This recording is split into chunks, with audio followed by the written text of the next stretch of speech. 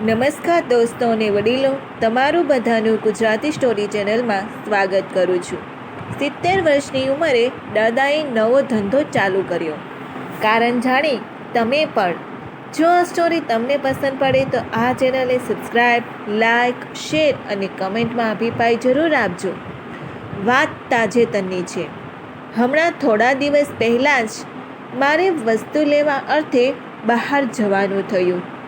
મોટે ભાગે જે કામ માટે બહાર નીકળ્યો હોય તે કામ પતાવીને સીધું પાછા ફરવું એ જ મારી આદત છે। પરંતુ આ વખતે ખબર નહીં કેમ પરંતુ કંઈક અલગ થયું। હું જે વસ્તુ લેવા ગયો હતો એ વસ્તુ લઈને પાછી ફરતી વખતે એક દુકાનની સામે એક દાદા એક થેલો ખંભા પર લટકાવી ત્યાં ઊભા હતા। જમણા હાથેથી ખંભા પર લટકાવેલા થયેલાને ટેકો આપી રહ્યા હતા અને ડાબા હાથમાં 4 ચશ્મા પકડી રાખ્યા હતા। જમણા હાથેથી જે રીતે તેઓ ઠેલાને ટેકો આપી રહ્યા હતા એ જોતાં જ લાગતું હતું કે ઘણા સમયથી થયેલો ઉચકીને થાકી ગયા હશે, એટલે કદાચ જમણા હાથેથી ઠેલાને જરા ટેકો આપીને ખંભાને આરામ મળે તેવો પ્રયાસ કરી રહ્યા હોય। ડાબા હાથમાં જે ચશ્મા પકડીને રાખ્યા હતા તે ચશ્મા જોઈને પ્રાથમિક એવી માહિતી મળતી હતી કે લગભગ 2 તાળા ચશ્મા હશે। તેમ છતાં હું ત્યાં નજીક ગયો અને દાદાને પૂછ્યું, દાદા, નંબરવાળા ચશ્મા છે? તેઓએ કહ્યું, હા, બધા 2 તાળા ચશ્મા છે। એટલે મેં દાદાને પૂછ્યું, શું તમારી પાસે નંબર વગરના ચશ્મા હશે? દાદાએ કહ્યું, ના, એવો તો નથી। તમારે કેવા ચશ્મા જોઈએ છે? મેં દાદાને કહ્યું, મારે ફ્રેમલેસ ચશ્મા જોઈએ છે। જો તમારી પાસે એવા હોય તો મને બતાવો।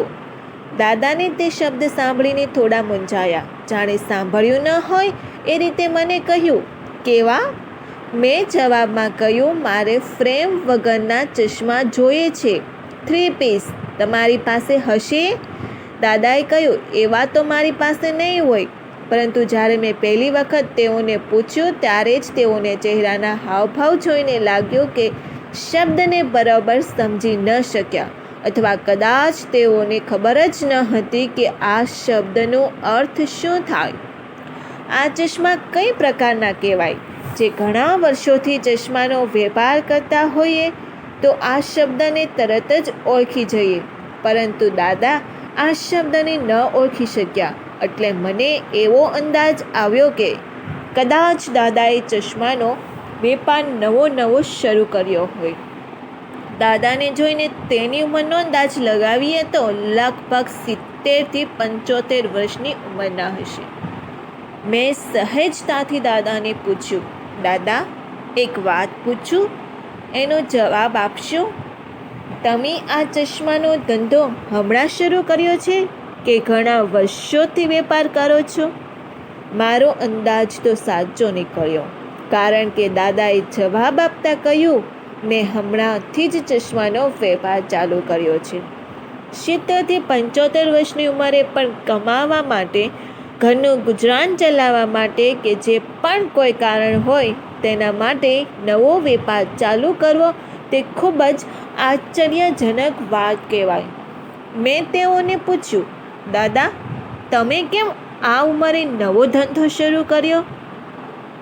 દાદાએ મને જવાબ આપતા કહ્યું, અમે ઘરમાં 5 માણસો રહીએ છીએ। એક હું, મારી પત્ની, મારી દીકરા વહુ અને એની એક દીકરી। દીકરો નોકરી કરી રહ્યો હતો, પરંતુ લોકડાઉન આવી જવાના કારણે તેનો પગાર અડધો કરી દેવામાં આવ્યો। થોડા સમય પછી ખબર પડી કે તે જ્યાં નોકરી કરી રહ્યો હતો ત્યાંથી ઘણા માણસોને કાઢી મૂક્યા। એમાં મારા દીકરાની પણ નોકરી છૂટી ગઈ। નોકરી છૂટી ગયા પછી તે ઠેક ઠેકાણે બીજી નોકરી શોધતો રહ્યો, પરંતુ જલ્દી તેને બીજી નોકરી ક્યાં મળવાની હતી। 3 મહિના પછી એક નોકરી તેને મળી। હવે ત્યાં જાય છે, પરંતુ ત્યાં તેનો પગાર ઘણો ઓછો છે। એક બાજુ ઘરનું ગુજરાન પણ ચલાવવાનું હોય અને બીજી બાજુ દીકરાની દીકરીનો અભ્યાસ કરે છે। એટલે તેઓની સ્કૂલની ફી પણ ભરવાની હોય. દીકરાએ કહ્યું હતું કે પગાર ઘણો ઓછો છે, આમાં હું કેમ મેનેજ કરીશ. એટલે મેં દીકરાને સાંત્વના આપતા કહ્યું હતું કે તું તારે નોકરી કરે બાજુમાં, હું પણ તને જેટલી મદદ થશે તેટલી કરીશ.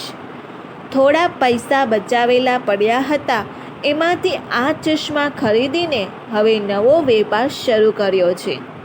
મેં દીકરાને કહ્યું હતું કે નોકરી કરીને ભલે ઓછો પગાર મળે, પરંતુ તું નિરાશ ન થતો, કારણ કે આ સમય ખરાબ છે તો આ પણ જતો રહેશે. ભગવાન પરીક્ષા લઈ રહ્યો છે એમ સમજીને બસ કર્મ કરતા રહેવાનું. આજે નહીં તો કાલે એનું ફળ આપણને ચોક્કસ મળશે. આ ઉંમરે પણ હિંમત હાર્યા વગર પોતે પણ કામ કરવું તેમજ દીકરાને આટલી પ્રેરણા પૂરી પાડવી, આ ખરેખર ખૂબ જ મહત્ત્વની વાત છે.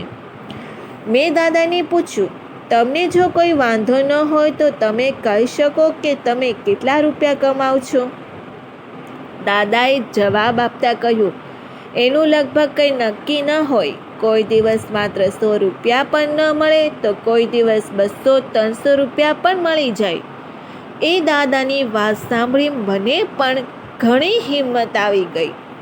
આ થઈ માત્ર એ દાદાની સ્ટોરી. આવી બીજી અનેક લોકડાઉનની સ્ટોરીઓ હશે જે આપણને ઘણી પ્રેરણા આપી શકે છે. આવી એક બીજી સ્ટોરી આની પહેલાં પણ લખી હતી. તો આવી સ્ટોરી વાંચવા માંગતા હોય તો કમેન્ટ કરીને અચૂક જણાવજો. જો તમારી પાસે પણ આવી પ્રેરણાદાયક સ્ટોરીઓ હોય તો અમને મોકલાવી શકો છો. જો આ સ્ટોરી તમને પસંદ પડી હોય તો આ ચેનલને સબસ્ક્રાઈબ, લાઈક, શેર અને તમારા મિત્ર જોડે શેર જરૂર કરજો. સાંભળવા માટે તમારા બધાનો ખૂબ ખૂબ આભાર વ્યક્ત કરું છું.